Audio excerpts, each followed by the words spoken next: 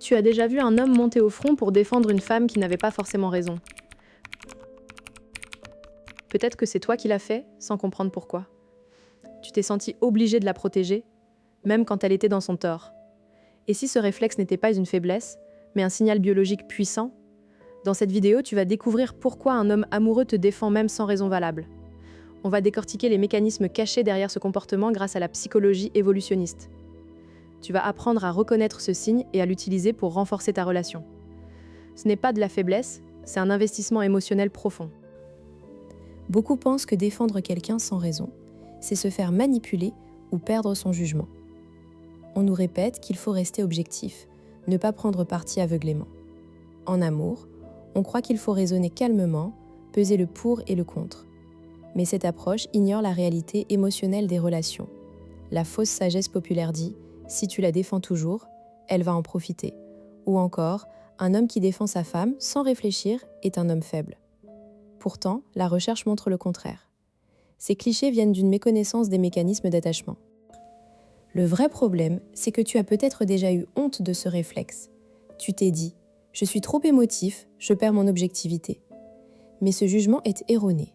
En réalité, ce comportement est ancré dans notre biologie. Il n'est pas irrationnel, il est adaptatif.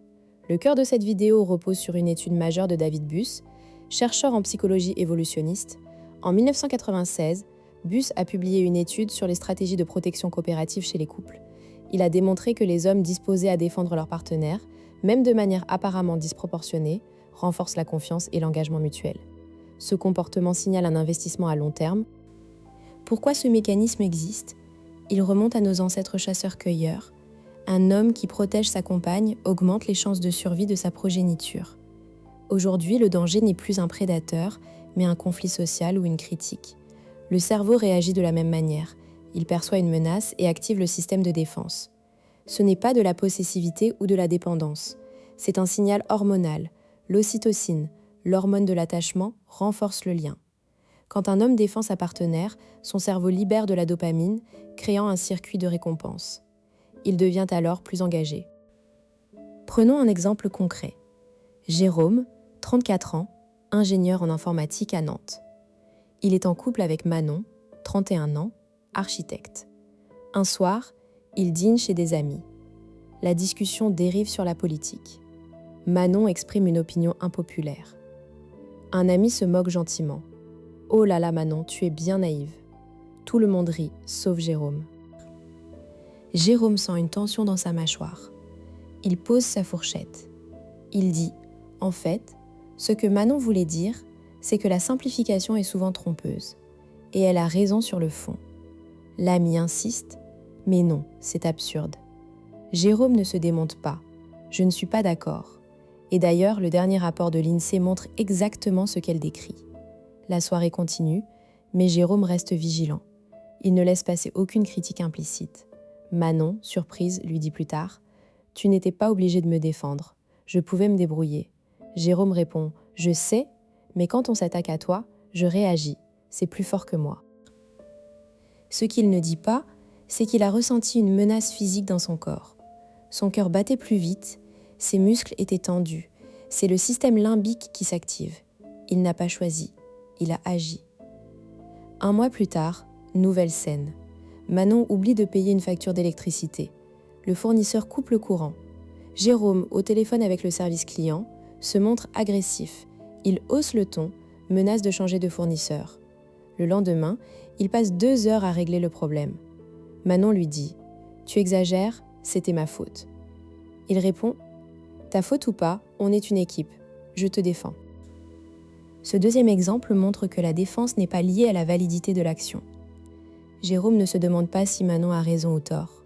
Il se sent attaqué personnellement car leur identité est liée. Son cerveau perçoit une menace contre le couple, pas seulement contre Manon.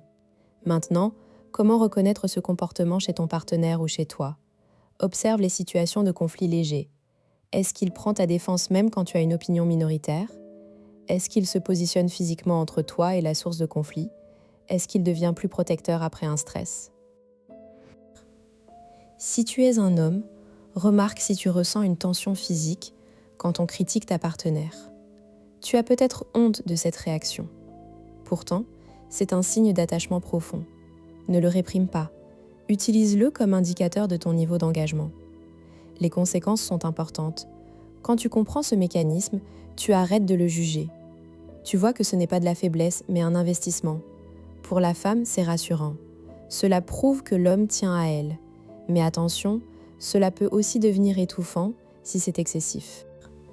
Pour l'homme, cela signifie qu'il doit apprendre à doser. Trop de défense peut sembler possessif, pas assez peut sembler indifférent. La clé, c'est l'équilibre entre protection et autonomie. L'étude de Buss montre que les couples les plus stables sont ceux où la défense est présente, mais non exclusive. Voyons maintenant 3 techniques concrètes pour utiliser cette connaissance. Technique 1. Le signal verbal d'ancrage. Quand tu ressens l'envie de défendre ta partenaire, au lieu de t'emporter, dis une phrase courte comme « Je suis avec elle là-dessus ». Cette phrase, prononcée calmement, montre que tu es de son côté sans entrer dans la confrontation. Exemple, un collègue critique son idée. Tu dis « Je suis avec elle sur ce point ». Pas besoin d'argumenter, cela suffit à la rassurer. Technique 2. La défense différée. Parfois, il est inapproprié de réagir immédiatement, exemple en réunion professionnelle. Dans ce cas, note la critique et plus tard en privé, dis « Je n'ai pas aimé ce qu'il a dit tout à l'heure. Je trouve que tu as eu raison de… » Cela montre que tu es attentif et que tu prends position même après coup. Cela renforce la confiance. Technique 3. L'autorégulation émotionnelle. Avant de réagir, prends 3 secondes pour respirer. Demande-toi « Est-ce que je défends la personne ou l'idée ?» Si c'est la personne, c'est bon signe. Mais parfois, tu défends l'idée parce que tu es en désaccord sur le fond. Distingue les deux. Entraîne-toi à dire « Je comprends ton point de vue, mais je ne suis pas d'accord. » Cela évite la surprotection. Tu vas peut-être te dire « Mais si je ne la défends pas, elle va penser que je m'en fous. » En réalité, les études montrent que la défense excessive peut être perçue comme un manque de confiance en l'autre. Si tu la défends systématiquement, elle peut penser que tu ne la crois pas capable de se défendre seule. L'équilibre est subtil. Autre objection, et si elle abuse de cette protection? Cela arrive. Mais si tu poses des limites claires, elle saura que ta défense est un choix, pas une obligation. Par exemple, dis « Je te défends parce que je t'aime, pas parce que je dois le faire. » Cela change la dynamique. Tu as vu comment un simple réflexe peut révéler un attachement profond. La prochaine fois que tu sens cette montée d'adrénaline, ne la réprime pas. Observe-la comme un signal. Elle te dit que tu es investi, que tu tiens à elle. Et si tu es une femme, quand ton homme te défend sans raison, remercie-le. C'est sa façon de dire « je suis là, je suis avec toi ». Si tu veux décoder d'autres signes cachés de l'amour, abonne-toi et active la cloche. On se retrouve dans la prochaine vidéo.